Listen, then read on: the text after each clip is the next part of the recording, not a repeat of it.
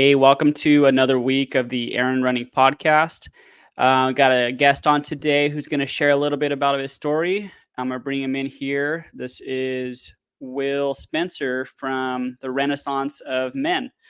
So, Will, tell us a little bit about yourself. Where are you located? What you do?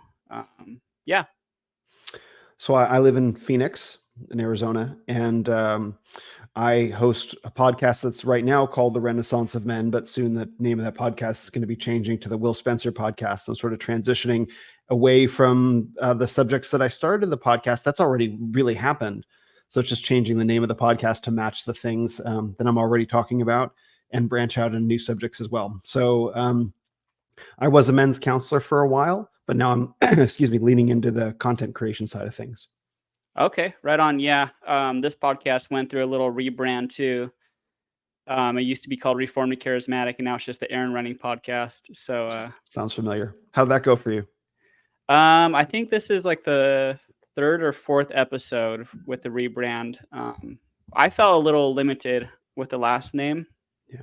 that I had. I was trying to get people on that were like, well, I don't want to be on a Reformed podcast, or I don't want to be on one that's like a charismatic one, or something like that. So, but yeah. So you said yours is already done, as far as the rebrand? The rebrand's in process, having like a new logo, a new website developed and stuff like that. So I'm announcing it to people over and over again every week on the show, like, hey, this is coming, this is coming, this is coming, in the hopes that no one misses it. But you know how people are. So that hasn't happened just yet, but it will happen soon. Okay. Right on. And man, so you're in Phoenix right now in the middle of summer. That's got to be pretty hot. I'm in Central California, which is like, I mean, we're in a heat wave right now. We're hitting like 104, 105. Is it hotter there in Phoenix? Actually, for the past like few days, it's been really cool because it's been cloudy and rainy. So like it's been nice to have a nice rainstorm for the past few days, and which is unusual for June. Usually that's like July, August, but I'll take it. Yeah, for sure. Cool, man. Well, yeah, I originally wanted to have you on the podcast just because I think we started just following each other on Twitter just from mutual connections, and I saw a little bit about your story that you shared about you coming to Christ, and yeah, just some of your background. So if you wouldn't mind, just sharing, like, like you didn't grow up in a Christian family, right? Like you didn't No. come to Christ until what, pretty recently? 2020. Okay. Yeah. So I grew up in a Jewish family. So we were what's called Reform Jewish. I could break down the differences between like Orthodox, conservative, and Reform, but those are separate conversations. But suffice it to say, we didn't celebrate Christmas. We didn't celebrate Easter. We went to high holiday services. So Rosh Hashanah, Yom Kippur, those are in September, October. And then we celebrated Hanukkah and Passover, and I was bar mitzvahed. So like we grew up, by all accounts, we grew up, pretty reform Jewish. That's sort of my background. And your family is still Jewish? Yes. I'm the only person in my family that came to Christ currently. So I have a great relationship with my dad, and we talk about it all the time. He's been very interested in my faith journey, but the rest of my family, I'm not really part of the rest of the family anymore, because when you grow up Jewish in America today, and for the past 50 or so years, probably, it's kind of understood that you can be anything you want, just not Christian. So I did the thing you're not allowed to do, but that's how it is. That's interesting. So anything but Christian, like why, I guess, why are they so anti-Christian, I guess would be the best word, right? I mean, that's a enormous question. Pardon my frog in my throat, but I think that okay. So there's a great book called "Betrayed" by Stan Telchin, Telchin, that breaks down some of the thought process behind like liberal Jews, like in the 70s. He wrote it in the 70s or 80s, and that's fairly accurate about the mindset. There's what we might call the reasons that they're conscious of, and then we can say that there's the reasons perhaps that they're unconscious of.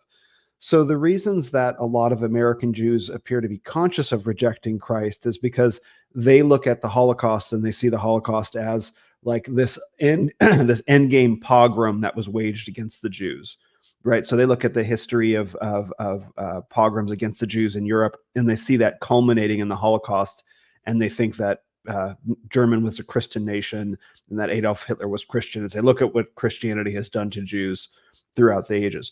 Now, the thing is, none of that is true. Germany was not a Christian nation. Adolf Hitler was not a Christian. The Holocaust was a product of atheism and German romanticism and existentialism, and had nothing to do with Christianity. So, but these are histories that we're not allowed to go looking into. So that's the thing. So they think that's why they think they're not Christian, but the actual reason that they're not Christian is probably, in Romans 9, 10, 11, but they're not aware of, Romans or Paul or anything like that. So you said pogrom. Am I saying that right? Yes. Yeah. I think I just recently learned what that was. I was listening to the Martyr Made podcast, Yep. and he was kind of breaking down the whole like Israel Palestine issue. And I think the pogrom they were like controlled attacks against Jews in Europe, right? Yes, they were. It was Okay. race riots, anti-race kind of riots. Okay. Yeah. And so, yeah, I saw recently too, because some people are kind of like romanticizing Hitler and Nazi Germany on Yep. Twitter, or X, as we're calling it now, It's a big problem. saying that it was a Christian nation, he's a Christian leader, but that's Yeah. completely far from the truth. You can see quotes from Hitler where he despises Christianity for like its weakness, and Jesus because of his weakness and things like that, right? Yep. There's actually I'm having this guy on my podcast. So this is the book. The book is called Nazi Ecology by Mark Musser. So I'm having this man. It's on Amazon.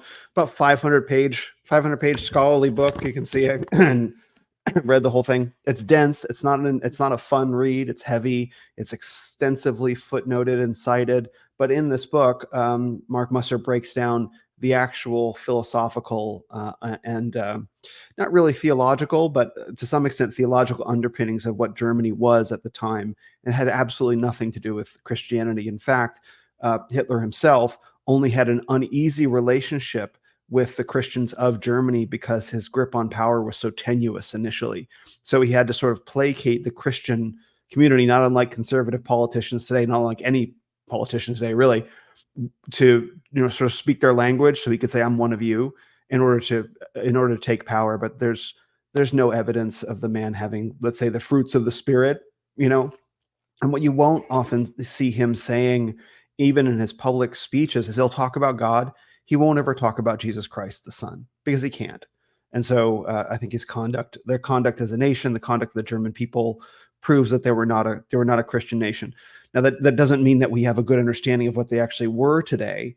It's kind of what Germany actually was is tough for us to understand by modern standards because it synthesized things that have since been broken apart. But it was definitely not a Christian nation. And the people who there were people that behaved in deeply unchristian, historically unchristian ways.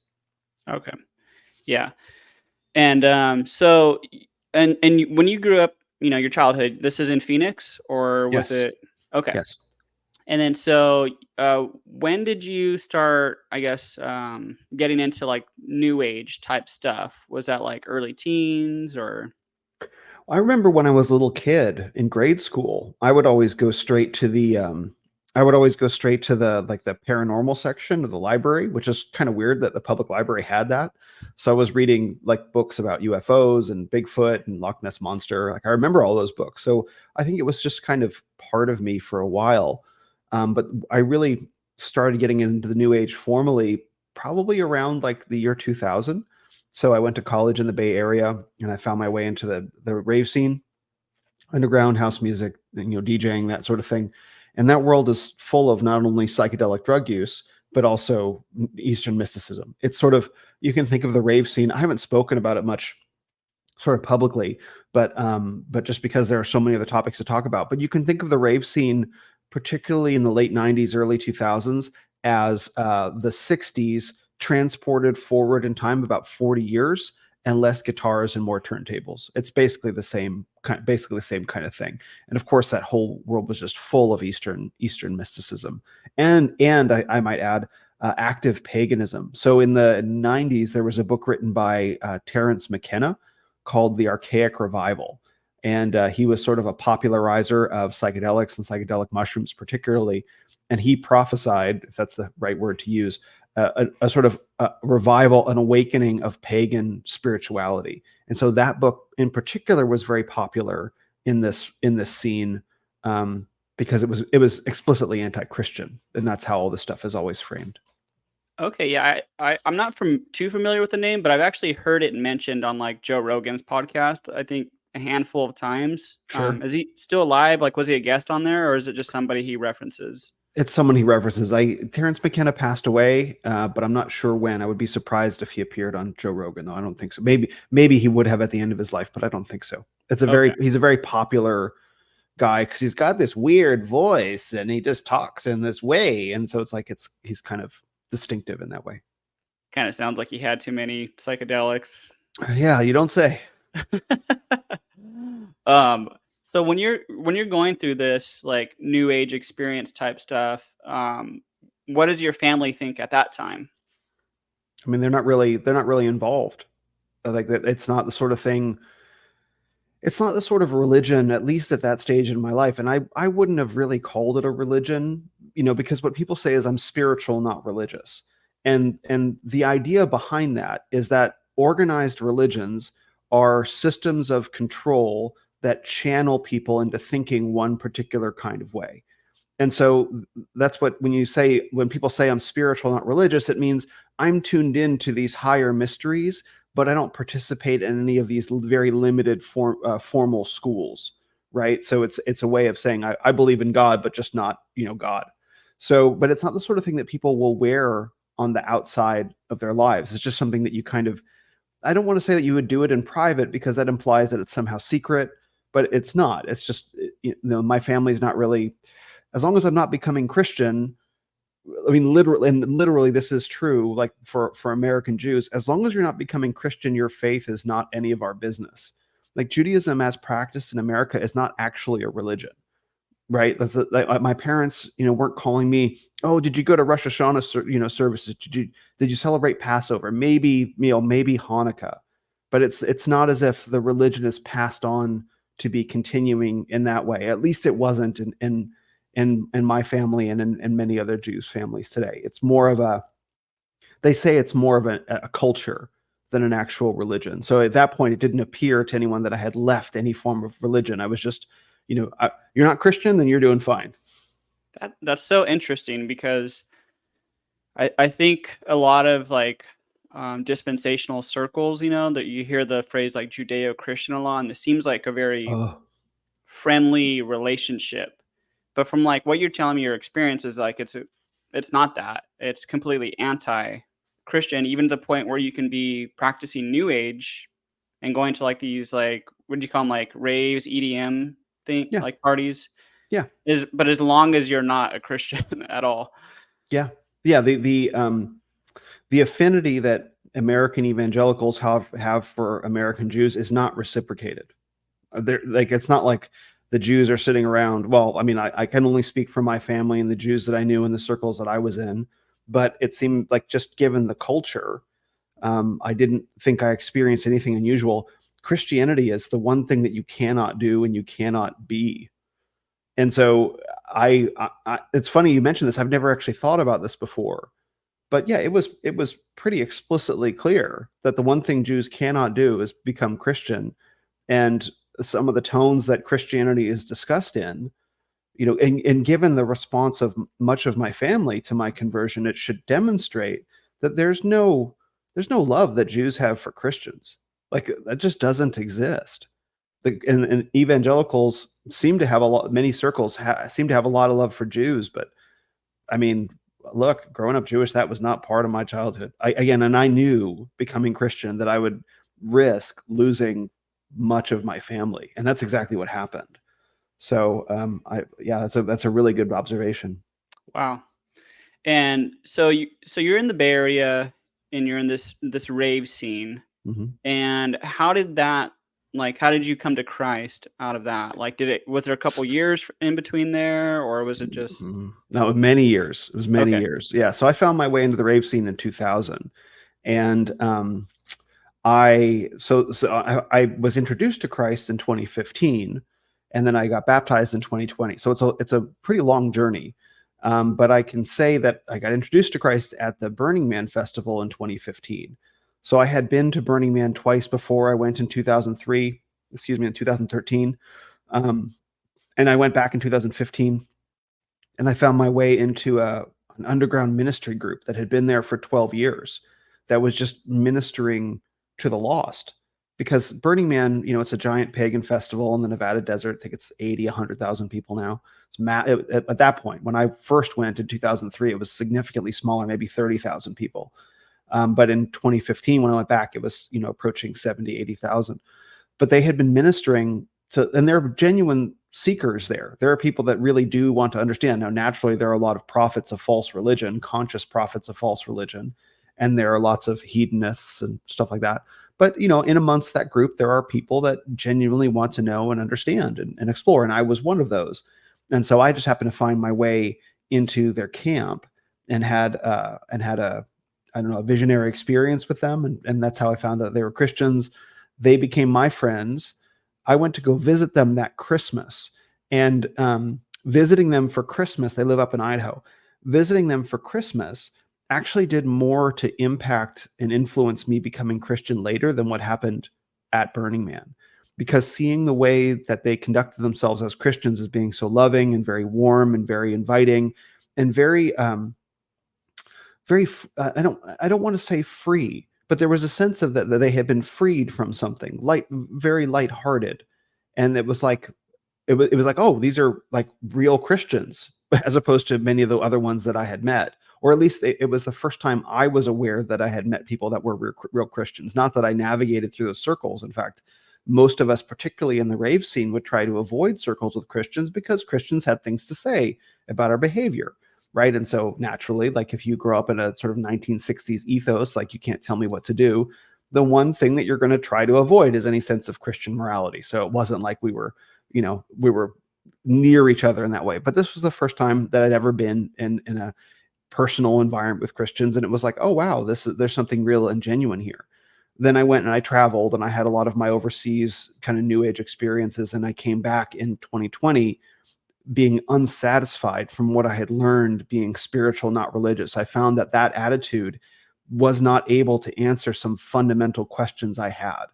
And it was really bothering me because I wanted to know the truth. And if being spiritual, not religious leaves these really big holes, I was like, well, I'm going to keep looking until I found the truth. And so my friends gave me the book Simply Christian by N.T. Wright. That had a very powerful impact on me. I read Mere Christianity by C.S. Lewis and then the Screw Tape Letters. And I was like, oh, here are the answers I've been looking for. And so I called up my friends and went to go visit them over Labor Day weekend 2020 and asked them to baptize me. And I was aware at the time that I was making a very significant commitment, that I was pledging to be part of a religious tradition that I didn't even really understand. But I knew that, like, okay, this is the only way. If it's not here, it's nowhere. And so that was September of 2020, coming up on 4 years ago. Wow. And so, man, I didn't even know there was like ministry groups at Burning Man. Like, I are didn't either. they are they like part of a church or like parachurch ministry, or is it just Christians are just like, hey, we're gonna go minister at this pagan festival? I think it's both. I think that there are individual Christians who go for all sorts of reasons. Individual ministry, some go. I know there's a man named Carl Teichrib, Teichrib. He wrote a book called Game of Gods, very dense scholarly work about this kind of new age underground that I was a part of. He's a Christian man who lives up in Canada. It's a great book. And so he goes for sociological research. He wants to understand where culture is going, the paganization of culture. So he goes for that reason. We'll do some ministry while he's there. But to my knowledge, this was the biggest formal ministry group. It was a parachurch organization. It was dozens of people across the country, a big camp, a giant tent, massive logistics and coordination and processes and protocol. Like, it was a very formal thing they did for 15 years. They learned how to do it. It didn't start that way. It started just as kind of a call to go try, and they kept being called to go back. So they got bigger and better and more proficient at what they were doing over the course of, I had met them at year 12 over that time, and they stopped going not too long. Like they stopped going in 2017, I think was their last year. So, but yeah, it wasn't part of any one church. It was a parachurch ministry associated with Streams Ministries, I believe. Hmm. Man, well, praise God for them. I mean, that's Mm-hmm. a bummer that they're not going anymore. Well, hopefully somebody carried the torch, and Well, still. I think the Burning Man Festival has changed a lot. There was, I believe, and I was aware of this at the time. So again, this is 2017, 2018. At the 2017 festival, so the Saturday, the festival culminates. It begins on. It's a week-long festival, so it starts the Monday before Labor Day and it goes to the Monday of Labor Day. So whatever day Labor Day falls on, the week leading up to that day is when Burning Man happens. And so the culmination of the festival is the Saturday before Labor Day. So 2 days before that but 2 days before Labor Day, where the man, which is this 50 or 80-foot effigy, is not just lit on fire, but like blown up. Like the entire festival gathers around the man, and at whatever time, 9, 10 o'clock, something like that, his arms go up in the air and the whole thing like explodes, and they light the man on fire. So that's why it's called Burning Man, because they burn the man. And the man, I mean, represents lots of different things. We can maybe unpack that separately. So in 2017, during the burning of the man, again, it turns into this giant bonfire, etc. And people are kept back at a safe distance. You can still feel the heat from the flames, but like you're a safe distance. During that 2017 festival, a human man ran from the crowd into the fire and died. So, what was odd about that, I mean, it had never happened before in the 20 or 30-year history of the festival. It hasn't happened since, to my knowledge. But so a man ran into the flames and died. Okay. So the thing about that event is that it was called, every year has a name. So Under the Sea, they have a different theme, a different kind of pagan New Age kind of theme. So that year, 2017, the festival was called Radical Ritual, and which is odd. And then the ticket, every year has a ticket, and you can go look this up on Google. The ticket had a checkerboard floor. Now, if you study symbolism in the media, a checkerboard floor has with an eye, like an eye and a candle, right? One single eye and a candle, and an event called Radical Ritual, where a man runs into the flames and dies. It starts taking on some rather odd significance along the lines of like, was this some sort of like human sacrifice? Right. Maybe we're getting a little Eastern. I don't know your audience well, so maybe we're going off road a little bit, but Oh no, I think this would fit my audience. Like I said, some of the charismatic stuff, and we talked about demons oh, and stuff on here, So fantastic. Let's go. yeah, So, yeah. so by the way, the group that baptized me, that I met at Burning Man, they were all Burning Man. They also were a part of a charismatic ministry by John Paul Jackson, Streams Ministries, John Paul Jackson. So perhaps some of I'm your not listeners, familiar. No. yeah. So he passed away, I don't know, sometime in the past 20 years or so, but perhaps some of your listeners will be familiar with his work. Lovely, lovely people, lovely ministry. So they're very focused on like sign gifts, but before the sign gifts, you have to be a person of character, which I really appreciate, because they're very like, look, if you have these gifts, if you don't have character to support them, your own gifts can destroy you. I'm like, yeah, I agree with that. So, whatever your position on cessationism is or not, the focus on character is very important. So anyway, back to 2017. So this man runs into the flames, Radical Ritual, checkerboard floor, eye and like one eye in the candle kind of pyramid. Is it a human sacrifice? And I think it's hard to avoid the conclusion that if it wasn't an intentional human sacrifice, pre-planned, it sure does take on the character of that. And so I think that shifted the position of Burning Man and this global pagan spirituality that's evolving. So my friends, they had already decided that would be their last year. They would always leave before the man burns. They would pack up on Friday and leave on Saturday because the festival turns into a giant mess. So they haven't been back since. And I think they made the right decision, because I think the festival is probably a little bit different now. Okay. Yeah, it's interesting about some of that stuff, because like I think even Travis Scott, I mean, I'm not too familiar with his music, but didn't he have like a big concert like a couple years ago where people died too, and there was all kinds of like pagan themes and stuff like that? Yeah, that was I wasn't like a that wasn't Burning Man, that was a music festival, and there was rumors of people like passing out and dying in the crowd. Yeah, it was, and yeah, I mean all the I was watching a Instagram channel that sort of documents the, like musicians who sell their soul like before and after. And when you just start looking into how saturated the music industry is with like, straight up demonic satanic themes, like it's not even, they're not even pretending. It's just like, it's very strange. And so I think Burning Man was formally initiated into that in 2017. Man.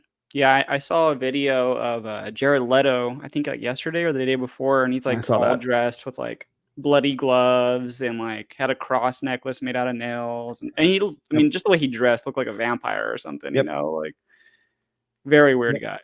Yeah, and I can also add that, I was in the rave scene from 2000 to 2015, and so I haven't been back since. But from time to time when I see a video or see an artist that I used to know, like even that world has now been sort of colonized, with all this strange symbolism and lots of focus on transhumanism. Like, one of my favorite DJs is probably someone that no one will really know. His name was Dixon, and I was a big fan of him since, I don't know, like 2005. So any German DJ, like, kind of slower house music, very groovy. But by the time that I left to go traveling in 2016, he had become an enormous deal, like one of the biggest DJs in the world. And I would see videos people would send me of him talking about like transhumanism, like merging man and machine. And it's like, that's what's happened to that whole world. Like this pagan, what started out as a good time and, quote unquote, good time in the desert or the forest has now become an arm for the projection of pagan spirituality. Like, and the word pagan doesn't even hit it. It's like satanic spirituality. Pagan is like the softer term for it. Yeah, for sure, and so, just to backtrack a little bit, you said you went traveling. Did you go on, like, a kind of, like, I don't know, like you said, a spiritual journey. So Mm. you go, like, out of the country and you're, like, looking for answers kinda thing, or, Mhm. like, where did Yep. you go and what did you do? If you don't mind sharing. No, of course. So I had traveled a little bit overseas before. In 2004, I went to for about 3 weeks. I went to the UK and and France and Barcelona, Spain, and then I made it up to Ireland as well. And then 2005, I went to Israel as part of a program called Birthright Israel, which is for Jewish kids, essentially. That's a whole other conversation. And I just kind of got bit by the travel bug, but I had determined in the year 2000 that traveling the world was something that I always wanted to do, like solo backpacking. And so it took me a long time to pull it together. But in 2015, following that trip to Burning Man, I finally was able to make it happen. So I sold everything I owned, car, furniture, got rid of it all, put a bunch of boxes in storage, and put a carry-on size backpack on my back. And between the years of 2016 and 2020, that's just kind of what I did, just nomad wandering around the world. And so first I went down to South America, and then I went to Asia, like China, Japan, and then Oceania, Australia, New Zealand, and then I made it to India and Nepal before I had finally had enough. There was also no overtly there was an overtly spiritual component to it. So I wanted to experience the various religions and traditions of the world, because I believed at the time what's called the perennial philosophy, which is that all religions are equal paths up the mountain. They're all different reflections of one eternal truth. Which is why when I went to Burning Man in 2015 and I had that experience with the Christians, why I didn't become Christian right away, because I thought that of all religions are different pieces of the puzzle. I had just collected a missing piece, the one that was more difficult to get in some ways. So that it took me another 5 years after that point to recognize that that is not true, and all these religions do not lead up the same mountain, and they are all very much not the same, and there are giant things that the perennial philosophy leaves out. Mm. Yeah, it kinda reminds me, I've heard that analogy where it's like, oh, well, say, like, God is like an elephant and there's, like, all these blind men that are, Yep. like, touching it, and they're like, "Oh, I think this animal feels like this," and they're feeling the leg or the tail or the trunk. But it's all just like that's all the religions trying to figure out who God is. But Right. when you come down to actually studying those other religions, they're all very much different and very Mhm. anti-Christian. And I mean, Christianity too is very much like not an open religion. It's very much like we worship the triune God, you know? Hmm. Like there Yes. is no room for anything else. Cause I even hear people lately too saying like, well, Muslims actually respect Jesus, he's a prophet. I'm like, that's a different Jesus they portray in the Quran though. Like, Hmm. it's not like the Jesus of the Bible. Like ask them if Allah has a son and you'll get in a lot of trouble for that, That's like right. That's right. Well, in some ways, there's even a more fundamental divide. I'm actually reading a book right now, "Seeking Allah, Finding Jesus" by Nabil Qureshi. It was written in 2014, I think, about a young man who grew up in a deeply Muslim family and coming to Christ. So I just started it, and so the book is excellent at breaking down some of the differences between Islam and Christianity. I'm like 40 pages into a 300-page book, and he's already highlighting some of the very stark differences. There's an enormous gap of difference between Eastern religions and Christianity. There's a book called The Other Worldview by Dr. Peter Jones, excellent introduction to the subject. And he talks about how in Eastern mysticism, all is one. It's called monism or pantheism, right? But in like we are God. I'm as much of a God as you are, and everything is God. Like pantheism, everything is God. Monism, all is one, right? So monism, pantheism is all is one, and everything is God. I'm God, you're God, and our consciousness, our separate consciousness, is an illusion. And so through meditation, so with Buddhism, it's through meditation. With Hinduism, it's yoga. You break down the limits of your own separate consciousness and you merge into the one, and that's God. That's Eastern mysticism, Eastern religion. Christianity says, from the very beginning, in the beginning, God created. Genesis 1:1. From the very get-go, we are creatures. We are not the creator. And the creatures and creators are separate. They are forever separate. We will never be God. We will never become God. And that gap is irreconcilable. And so instead of saying all is one, it's all is two. And so Peter Jones's book, The Other Worldview, talks about the difference between oneism, which is Eastern religions, and twoism, which is Christianity. It's really just Christianity. Islam as well. Judaism is a whole other topic, but like Christianity particularly. And so you can't put all is either one or it's two. It can't be like it's 1.5, right? It doesn't work. It doesn't work that way.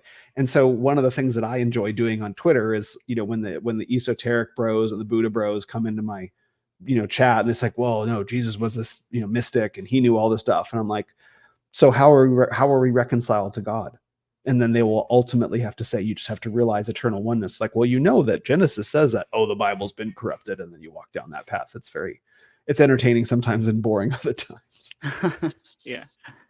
And okay, so you go on this backpacking trip and then you come back and you hit up your friends that minister to you like 6 years later and say you want to be baptized.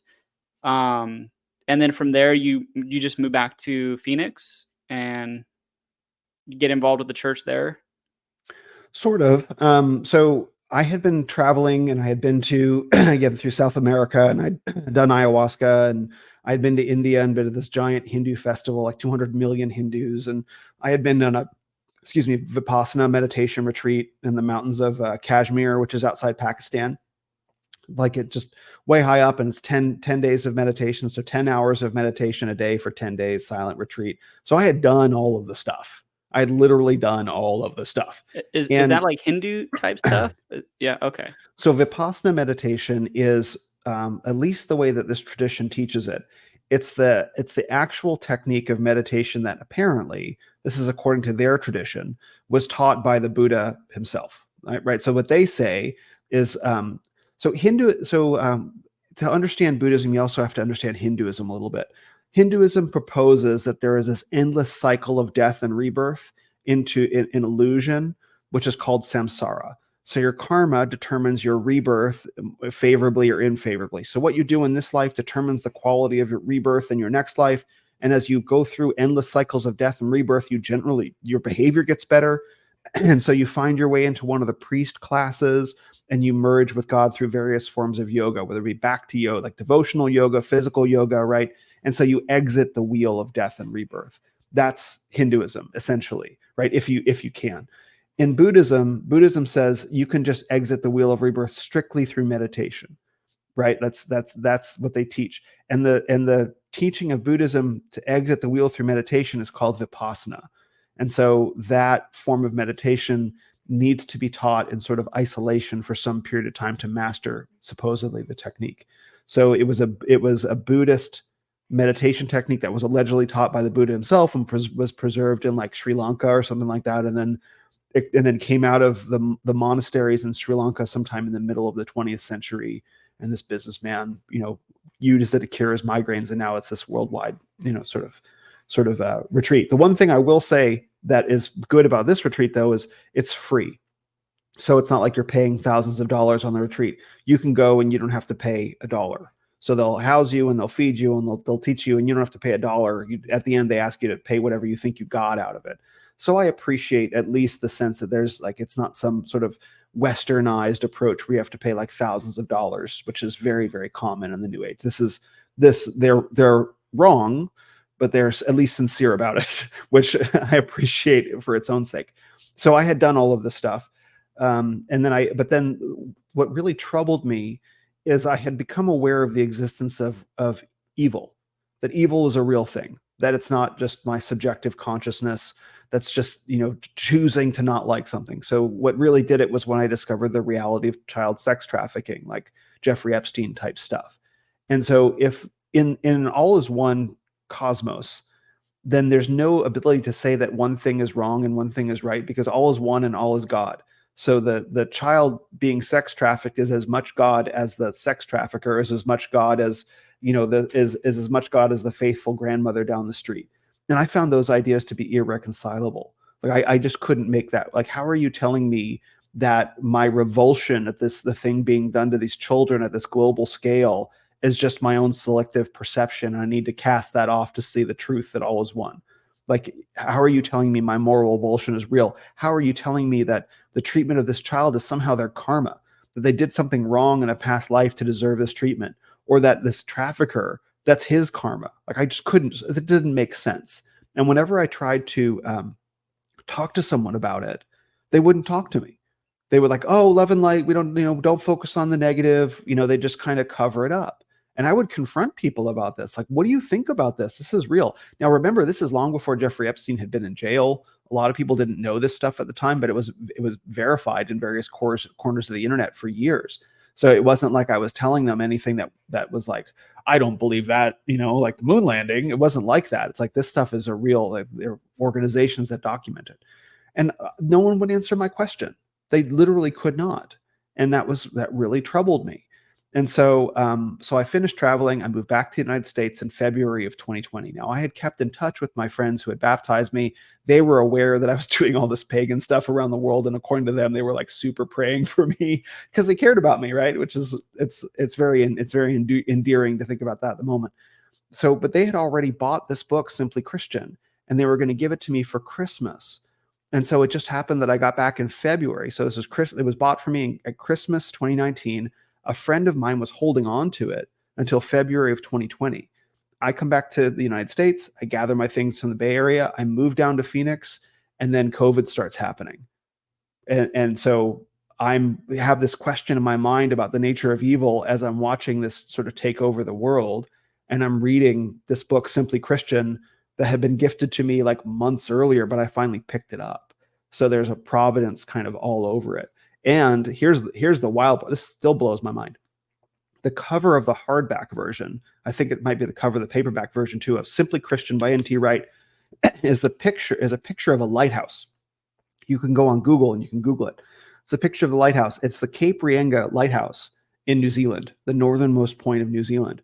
I had been living in New Zealand in 2019, and that's when I moved back to the United States. So this lighthouse that plays a pretty pivotal role in my life, this location is on the cover of this book, right? So it's very powerful to think about how providence aligns. Like, I'm sure it wasn't done just for me, but all the pieces kind of fit. And I read the book, and it's like, finally, here's a religion that's talking about evil in a way that is real. It's not papering over it. It's not saying it doesn't exist. It's very real, and it has a purpose in God's grand design, but that doesn't just magically make evil good. I was like, oh, that's the answer. So that piqued my curiosity. And then that's the only book about Christianity that I knew was Mere Christianity by C.S. Lewis. That was the only other book that I'd heard of.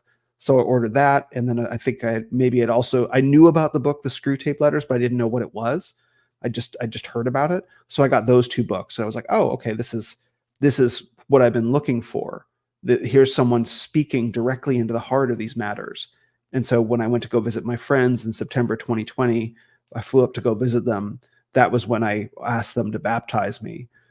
Not even really, like, I can't say that I knew even a 1% of what I know right now, but it seemed to me that this was the right way to go. And I took it seriously. That's interesting because my cousin, so like part of my family's not Christian. I guess that you would say like maybe a little more culturally Catholic. Like I'm Mhm. half Mexican, so that kind of comes with the territory. That makes sense. But one of my cousins, and I don't know if he's listening to this, but if he does, cool. But he, for some reason, at one point, really got into like Judaism, Mhm. even though he's Mexican, and was really interested in it, but wasn't interested in Christianity. And I think even explored some things of like Hindu and Buddhism, never like as far as like, going to festivals or going on journeys or anything. I think more just like on an academic level, like reading it. Mhm. And then out of the blue, maybe couple months ago, shot me a text and was like, "Hey, like, can you recommend some churches in my area?" And I was like, "Dude, yeah." Praise God. Like, and then I recommended some books to him, and I recommended Simply Jesus by N.T. Wright, which Okay. I thought was great because it gives like a real historical, like Jesus enters this scene in this kind of, part of Israel at this time. Here's what's going on, and this is why he's a Messiah. And then I was like checking in on him, like, "Hey, what do you think of the book?" He loved it, and then he's like, "I'm gonna read Mere Christianity by C.S. Lewis next." Like, Mhm. and yeah, I think he's still exploring. I know he's checked out a couple churches where he's at and stuff. So I think he's in that process right now. But it's Praise interesting God. that those 2 authors and even book, was yeah. Yeah, praise God. That's wonderful. I've never heard of Yeah. Simply Jesus, but yeah, once what I have said at the time is that it was the first time anyone had talked to me about Christianity like I was an adult, right? Like, and that's not to take anything away from my friends. Their evangelism was more personal, was more relationship building, and less like, let me tell you about the gospel. I think they understood that maybe I wasn't ready to hear it yet, and I definitely wasn't at the time we were spending together. But to listen to, like, it's C.S. Lewis. Hard to argue with C.S. Lewis about anything. So there was a way in which, even through all my life at that point, I think I was 2020, so I would have been 42. I don't know that I'd had anybody speak to me about Christianity in the way that C.S. Lewis did. But the funny thing is that Mere Christianity was a series of lectures he gave on the radio during World War II. Like, this just used to be part of the world, that you would have a man like C.S. Lewis get on and actually like broadcasting out, theism. Maybe there's something we should recover from that.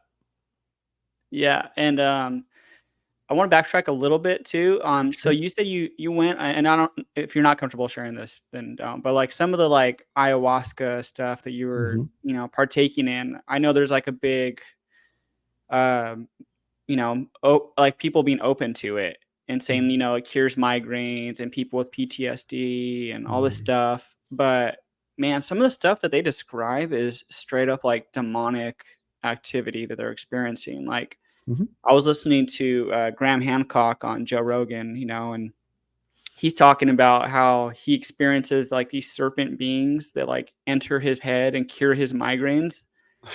And I'm like, those are demons, like, Those are demons, bro. and like your migraines keep coming back. So it obviously isn't working. And how much of your soul are you just like corrupting and hardening, your heart by partaking in this? And he's completely like anti Christian, Yeah. like there's no like redeemable aspect of these things because from what I understand too, like like in the Bible when it's saying pharmakia, that's like where we get the word pharmacy from. Like these Mhm. hallucinogens are basically like a sorcery or a witchcraft, right? Yes. Ayahuasca especially. So I draw a distinction between psychedelics in general, like acid and mushrooms, and ayahuasca. Not that one is better and one is worse. It's that one is worse and one is really worse. So ayahuasca, so this is their own literature. I'm not making this up. This is how people who practice and promote ayahuasca will describe it in public and in private.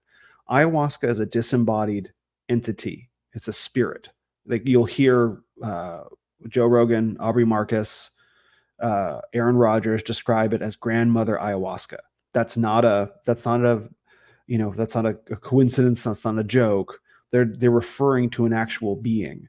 And when you drink the brew, you're communing with grandmother ayahuasca, a spirit, and her helper plant spirits, right? That's what it is. This is not language that I'm making up. This is their own language.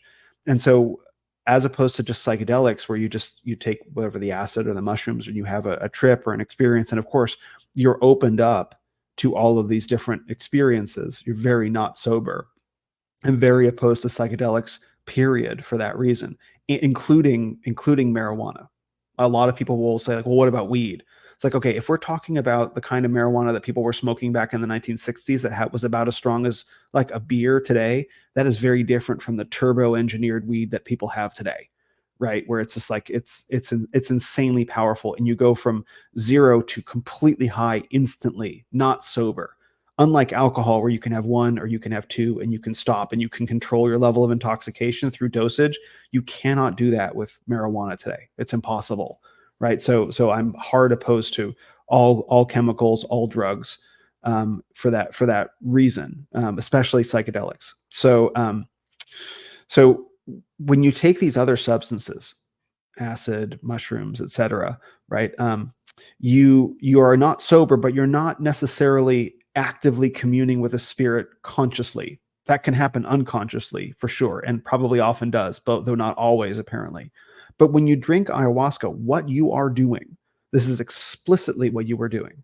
And there's no mystery about this. No one doesn't know this. This is what's told to people is when you drink this brew, you set your intention and you're asking for something from grandmother ayahuasca, and you drink this brew and you commune with this spirit, right? And so the spirit is what gives you what you want, or the other plant spirit helpers, right? And so I've done 15 ayahuasca ceremonies.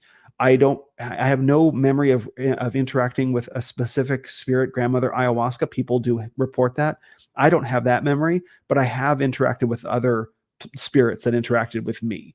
So I can validate that this is a real thing. I've seen things, like visions and hallucinations, etc. So that's real. So you are actively choosing to communicate or to commune with the spirit world. And I will tell you what these spirits are not doing. They're not preaching the gospel, the one true and living God. They are not. That's just not happening, right? So whatever beings of light they may appear as they are, they're not actually beings of light. And the way that it's sold to people is primarily now through healing. PTSD, migraines, depression, anxiety. That's the sell. But that's not new. Since the 1960s, in the 1950s, the Hindu gurus who came to America, they knew that they could sell their Eastern mysticism through 2 things that were appealed to the American mind uniquely: appeals to science and appeals to health and wellness. Like that's our unique American character. So they knew that a century ago, that was how they could appeal to us. And the same appeal is being made today, that, it's scientific, that you will always see that. It's scientific, that somehow because it's scientific makes it amoral. That's what that is. When they say, it's an appeal to science, there's no morality associated with it. Nonsense. Absolute nonsense. Right? So that's the first thing. So they have to deprogram our sense of morality. So they say it's scientific. But then the next thing that they say is, well, it's amoral and it's good for you. Oh, okay. So there's no morality associated with it and it's good for me. So I can just do it. No. And that's what you're seeing. And the American mind, and especially the American evangelical mind, is buying it. They are buying this. Oh, science says so. Look, there's a study, and they wave a study around. And it's like, but it's healing for me. This is what I get all the time. Pardon me, I'm getting worked up about this. Is understand that, like, because it's not about you personally, just so you know that I'm not like getting in your face about it. So I'm not taking it personal. So. Okay, cool. I always have to ask just to make sure I'm not yelling at you. No. But it's like this is what I get on Twitter when I start talking about yoga. Oh, but it's science. Oh, it's just stretching. It's good for me. No, it's Eastern mysticism. The word yoga means yoke with the divine. That's what it means. I don't care if you're just stretching, because that's not what all of those are. Yes, sure, touch your toes. Fine, reach up and touch the ceiling. There is a handful of maybe 5 postures that we can consider traditional forms of stretching. But there's a body of thousands of yoga postures, right? So you're talking 5 out of thousands. So once you begin transgressing that small boundary of some basic stretches, you start getting into postures, sequences, and contexts that are purely Eastern mysticism in intention and in purpose, right? And so people will say that it's okay because science says so and because it's good for me. That is the classic American line that has been used for 60 plus years. And so we're seeing it with yoga and we're seeing it with ayahuasca, and we're going to see it a lot more. And people need to get a lot more skeptical about both of those claims. They do not dig into the science. They just accept whatever's presented, right? Oh, I saw a study that, therefore it must be okay. And it's good for me, therefore it must be good. No, that's not the case at all. That's not the case at all. So that's the beginning I've of my never rant been about that. in any like yoga session or anything like that, but just seen like videos of it. It's like, how could you be a part of that? Because they're like, they got the like ceremony going, and it seems just very weird Eastern mysticism type stuff. And like, I know a guy who was very much into like martial arts type stuff, Christian guy, but at one point he just walked away from it, and he was like high up black belt. But he said it started getting into like the ceremonial religious type part of it. And he was like, this is just demonic. Like, I can't even be a part of this. Like, this is convicting my spirit to even be here. And he said he experienced weird things where like guys half his size were like picking him up over their head, and they would like, like tap into something else, spiritual. Very much. And I've also seen even like Christians that are like into crystals and stuff like that. Like, I mean, this is same kind of thing, right? Like, they're selling it on healing properties. Like, it's gonna block like 5G from your, room or something, and like, oh my gosh, don't get me started on that. I've done a whole thing. I did a whole thing with a church about that. Oh my gosh. Yeah, it's nonsense. It's garbage. Yeah. So stay away from crystals, stay away from yoga, stick to your Bibles. Like, yeah. Yeah.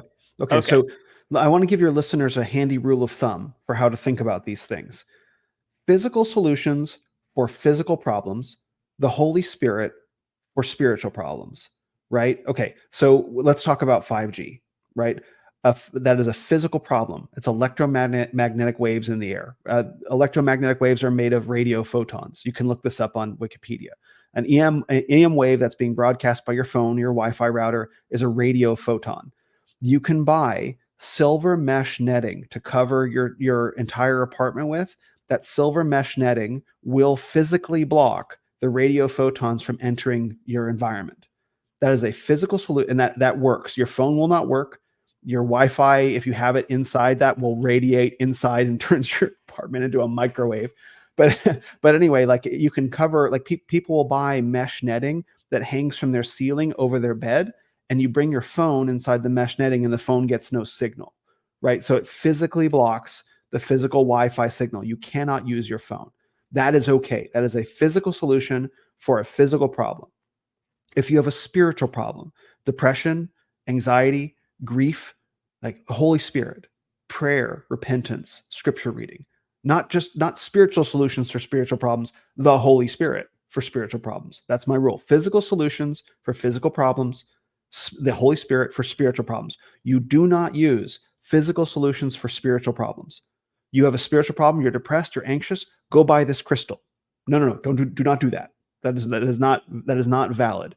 You cannot buy this crystal, a physical solution for a spiritual problem. That is an invalid use of it, right? If you would like to, have a nice piece of jewelry, right? That's one thing. But if you're buying this, this crystal to heal a spiritual problem, again, depression, anxiety, grief, etc., that is invalid. Similarly, if you're using a spirit, and everyone agrees with this, if you're using a spiritual solution for a physical problem, if you, God forbid, you break your leg, don't pray over it. Go to the hospital, right? Everyone agrees with that. Do not use a spiritual solution for a physical problem. Use a cast, use a splint. If you cut yourself, use a bandage. Everyone agrees with that. So don't pray over it. I know that there are sects that will say that avoid medicine, and there are not a lot of those people because for understandable reasons. But when thinking about these things, and you will, everyone listening, you will encounter this more and more in the coming years. There's going to be a full court press. I mentioned earlier Carl Teichribb's Game of Gods, his book. He documents, at least in the past 30 years, he's been on the ground at conferences and gatherings around the world, that this pagan spiritual push is coming to the world, and it's been building 150 years worth of momentum. Going as far back as the World Parliament of Religions in 1893 in Chicago. The World Parliament of Religions was when Hinduism first officially came to the United States with a man named Swami Vivekananda. Take a guess what religion was not represented at the World Parliament of Religions? Biblical Christianity. Biblical Christianity was not represented at the World Parliament of Religions. The United Nations. The United Nations is a spiritually driven organization. You can look up Alice Bailey and her intention. She was part of the Theosophical Society and Madame Blavatsky. When you see Aaron Rodgers on Tucker Carlson talking about ayahuasca, this didn't come out of nowhere. This has been planned and executed for decades. And so these subjects are not going away. So if you as an individual believer want to know how to approach these things, that your friends, that your family members, hopefully not someone in your church, but that your friends and family members are bringing, this is what you say: physical solutions for physical problems, the Holy Spirit for spiritual problems. Amen. And also, so you end up at, and I don't want to keep you too much longer. I know we've been going for a while. I'll talk about this all day, man. So you end up getting part of like a Reformed church, I'm assuming, right? Because some of the circles that I've seen you interacting in online seem like they're all Reformed. So how did that happen? So it was 2020. So a lot of the churches were shut down. And in, I guess it was November, December 2020, I did a search for churches in my area. It was the first time I'd really, I had been baptized for a couple months. Like, well, I should probably start going to church and see what's out there. But I knew at the time that it would be important for me to go to the statement of faith on various churches. And I found one that seemed to be pretty good. My litmus test is a church taking a stand on abortion and transgenderism. If they're willing to speak publicly about that, that's probably a faithful church. Because even before I was Christian, I knew that both of those things were bad, right? And so finding a church that was willing to speak up on them was rare. So I tried one church. They were all wearing masks. I was like, I'm not going back there. I would not wear a mask. The pastor glared at me. I'm like, I'm out. So, but it wasn't until I spoke at a conference a men's conference in October of 2021 that I met Michael Foster, and Michael Foster sent me to Apologia. I had heard of Apologia because with Jeff Durbin, because I heard that there was a church doing an anti-abortion rally at the Capitol. I'm like, okay, a church doing an anti-abortion rally at the state Capitol is probably legit. I wasn't able to find out much information about them at the time, but Michael Foster sent me where to go, and I started attending Apologia. And it was at the membership class for Apologia was when I got introduced to Calvinism, because this is what we believe as a church, the 5 points of Calvinism. And it was limited atonement that I struggled with. And I was like, well, I trust this church and they know what they're talking about more than I do. So I'm not going to argue with them. I'm going to see if I can understand it. And so that's what led me to a sermon by Vodi Bakum that helped me understand that from a Calvinist perspective. And then I discovered Doug Wilson and splashed down into Reformed theology. And in Reformed theology, I've found the safety and security and everything that I was looking for in a 20-year search. It's clear, right? Of course, there are mysteries. Of course, there are things that we can't understand. But the things that we need to understand as beings, as creatures, are provided by Reformed theology, and particularly for me, the Westminster Confession of Faith. To read the Bible exposited so clearly to help us understand what's actually in there doctrinally, and it's like, oh, this I can rest in this, and it's been a great blessing for me. That's awesome. Yeah, so you're still at Apologia Church? Like, I just know of their stuff from online. You see the ministry to like Mormons and stuff like that, and yeah, they do a lot of anti-abortion stuff. They're very bold in their street evangelism.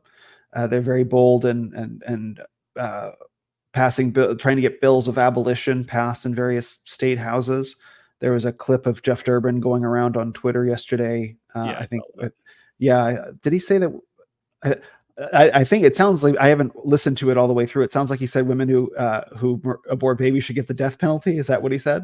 Something along those lines, and people were going crazy. From what I saw, I think some people like were just like kind of taking part of it out of context, but I imagine that's kind of what he said, you know. So Yeah. yeah. So Apologia is very, they do a lot of outward facing ministry for abortion mills here in Phoenix, and then street evangelism in at Arizona State and stuff like that. Okay, right on. Yeah, I'm currently in like the Dutch Reform circles. I'm not Mhm. Dutch, but in this I heard you're area, that's Mexican. yeah. Yeah, it's funny, dude, because you're like at the church and like everyone has to tell you that they're Dutch. And I don't know if it's just because like we stick out like a sore thumb or what, but they're all like these tall, blonde, blue-eyed, you know, dairy farmers. It's great Amazing. though. But it's very similar to like Presbyterian, you know, that they stick to the three forms of unity, which is like the Heidelberg Catechism, Belgic Confession, and Canons of Dort, which Mhm. all like are very similar language and beliefs of the Westminster Confession of Faith. So Mhm. yeah. Mhm. So Praise God, man. yeah. Yeah, it's been pretty cool, man. We actually even recently started attending more of like a traditional type church where it's like they only sing from the psalter, no instruments besides like an organ, and Mhm. That's yeah, great. very very reformed, yeah. It's great. So, It's but yeah, man. it's a wonderful thing. Yeah, I appreciate you coming on. Is there anything that you want to like plug before you go? Like, I know you said you're going through a rebrand, but where can people find you? I'm most active on Twitter right now. So at Ren of Men, like Renaissance of Men, but shorter, at Ren of Men. That might be changing at some point, but that's the best place to find me. You can also find everything that I'm doing at Linktree/Ren of Men, and that'll take you to my YouTube, Twitter, Instagram. I have a 12 rules for chastity, which is a men's chastity guide for those who are dealing with sexual temptation in relationships and through courtship. And there's a bunch of other good stuff coming around the pike very soon. Cool, right on. And I'll make sure to put that in the description too. I'll make sure I get that Linktree link from you, and then yeah. So Fantastic. yeah, man, I appreciate you coming on. Stay cool over there in Phoenix, and I'll do my hopefully best. no more AC issues or anything like that. And all right, man. Yeah, God bless. God bless. Thank you.